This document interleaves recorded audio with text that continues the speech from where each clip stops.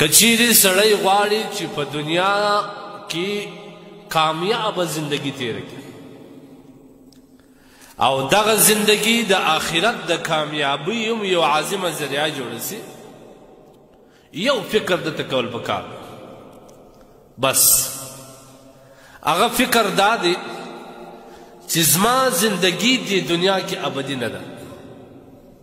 زه یو ښځم دا مال دا دولت دا اولاد دا بیبي دا کور دا کول دا خاندان دا تربور کاکا زوی ماما زوی اخشی و تربور فلان دا ټول زمانه پاته کیږي غټه وفا د دې دا ده چې زما په جنازه کې شرکت وکړي ډېر به دا رقم وي چې ستا د جنازې خبر ورس چې پر دومره ټیم باندې ستا جنازه ده دی به د دنیا د پیسو د محبت په خاطر ستا جنازې ته حاضرېدو ته کوشش نه کوي داسې وخت راځي اعلان به کېږي حضرت عمر رضی الله عنه وویل کله چې به د مرګ اعلان د یو چا د ده واورېدي ده به ویل های زما افسوس یوه ورځ به داسې اعلان کېږي یقال فیه مات عمر خلک به وایي حضرت عمر رضی الله عنه ولاړی هغه ولاړه د هغه مابعد څونه کسان نور راغله پیړۍ پیړۍ ولاړه داسې یو وخت به راځي دا د سوچ سره د ځان سره دا سوچ حاضر وساته داسې یو وخت به راځي داسې یو زمان به راځي عزرائیل علیه الصلاة وسلام به زما د روح کښلو لپاره ما ته حاضرېږي زما قریبان به په ما ژاړي یوه ورځ دوی 10 ورځې به ډېر وفاداره قریب په ما پسې وژاړي کنې هغه هم نسته هغه اولاد چې ما د ده دپاره هر څه کول آخرت مې تباه کړ درواغ مې ویل ظلم مې کوي د بل حق مې په خوړی پیسې مې په ګټلې هر رقم چې و ما د دغه اولاد دپاره پیسې راوړلې لیکن هغه اولاد هغه شیرین اولاد دی اول کوشش دا کوي چې یو بیلچه خاوره زیاته په تا پسې وغورځي چې کله ته په خپله ډوډۍ کې یوازې سوې بیا به د خپلو قریبانو د پښو کړپۍ اوري حدیث کې راځي انه لا یسمع خفق نعاله د دې خپلو قریبانو د پښو کړپۍ اوري دی به داسې ورته ګوري زه مې یوازې پرېښودم هلته به بیا تا ته درک درکړي چې های زما افسوس ما د اولادو دپاره څومره زغستل ما د میرمنې د هر خواهش د پوره کېدو دپاره هر څه کول نن هغه اولاد ما ته په ښه نه راغلی نن زما هغه میرمنه ما ته په ښه نه راغله هغه زما نږدې قریب ما ته په ښه نه راغلی نن ما ته یوازې خپل عمل په ښه راځي بیا به هلته ستاسو پوښتنه کېږي لهذا بې عقله سړی هغه دی چې د عارضي زندګي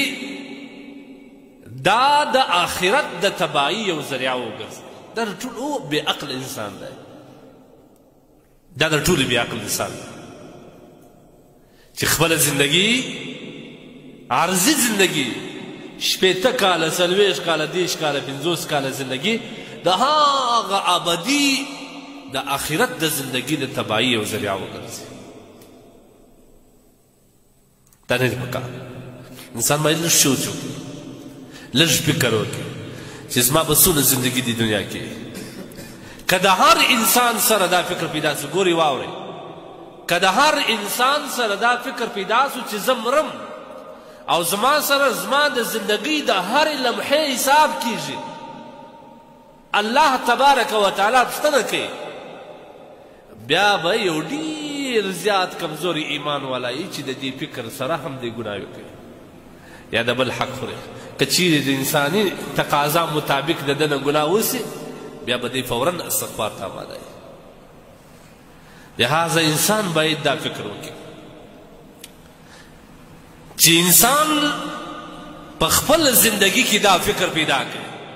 چې زه مرم زما زندگی د آخرت د بقا یو ذریعه جوړه کړم هغه به بیا په ډېر خوشحالي باندې د سرې ګرمۍ د 15-14 ګانټو روژې ته آماده ناست چې کله به خدای راولي که پر آخرت ایمان ولرو د الله پر وحدانیت ایمان ولرو آخرت ایمان ولرو نو بیا به هر مسلمان د ګرمۍ د سرې سختې ګرمي د 15-14 ګانټې هغه د تندې روژې ته بهر یوه ماده ناست وي چې کله بیا خدای راولي ورته خوشحاله وي کمزور ایمان والا ضعیف الایمان والا د نفس او خواهشاتو تابع د دنیا محب چې کله یوه میاشت روژې ته پاتې دی دلته ورته لړزېږي و خدای روژه راله لکه یو غټه بلا چې را رواني وي او په ده پسې خوله وازه کړي تېروي یې دومرې ورته وارخطا یې دا زموږ د ایمانو اټکل دی دا زموږ د ایمانو ازمایش دی ورته په خپله باندې که چا دا فکر وکړي هغه به د تهجد ولمانځه ته په یخو اوبو اودس کول د خپلو ګرمې بسترو نه ځان پورته کول د الله وحدانیت دپاره الله اکبر ویل او پر خپل مخ باندې مړې مړې اوښکې راتویول د عاجزي دې ته به اماده ولاړ او که چا په زړه کې دا فکر پیدا سو چې آخرت ستا هغه به هغه مال چې ده په تناکو د لاسو ګټلی دی ده په مسافرۍ ګټلی دی ده د پښو په چاودو باندې ګټلی دی ده په خولو باندې ګټلی دی په یخ او په ګرمي کې ګټلی دی د الله په لار کې په مصرفولو باندې به مخ په قدم کې دی ولاړ مصرفوي او هغه مال چې ده ګټلی دی الله ورباندې حج فرض کړي د حج او عظیمې فرضیې د ادا کولو دپاره به دی ډېر زیات تلوسه لري او ډېر زیات به ورته مینه ناک کوي چې کله به د الله تبارک وتعالی د نور زما نصیب وسي او زه به تسلیم